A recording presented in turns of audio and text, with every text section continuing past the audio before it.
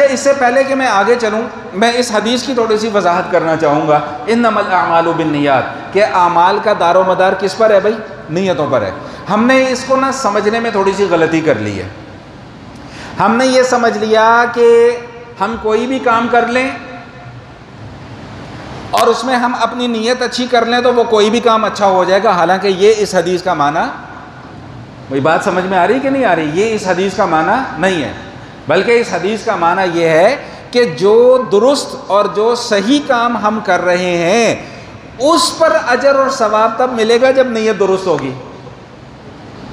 मैं थोड़ी सी इसको वजाहत के साथ समझाना चाहूँगा कि अगर खुदा ना खास्ता मिसाल दे रहा हूँ, कोई शख्स चोरी करता है या डाका डालता है और वो चोरी इसलिए कर रहा है कि इससे जो मैं पैसा कमाऊँगा वो मैं सारा का सारा गरीबों में तकसीम कर दूँगा।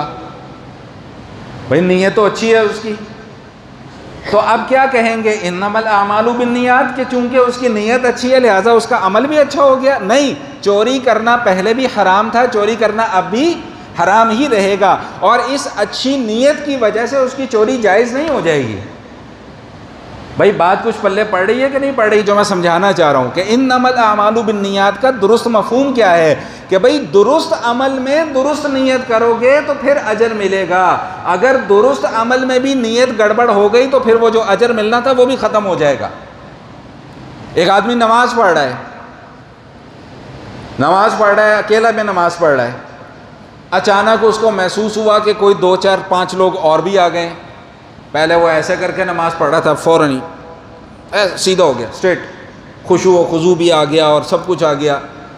क्यों? ताकि लोग देखें कि जी मैं बड़े अच्छे तरीके से नमाज़ पढ़ रहा हूँ। अब नमाज़ पढ़ना कितना अफजल अमल है, कितना बेहतरीन अमल है, लेकिन सिर्फ एक इस नीयत के खोट की वजह से वो पूरा का पूरा अमल बर्बाद हो गया। ये माना है इन्नमल आमालु बिन्नियात का, कि आमाल की कबूलियत का दारोमदार नीयत पर है। अगर आमाल पर अजर तभी मिलेगा जब नीयत दुरुस्त होगी, जब नीयत दुरुस्त नहीं होगी तो फिर आमाल पर भी अजर नहीं मिलेगा।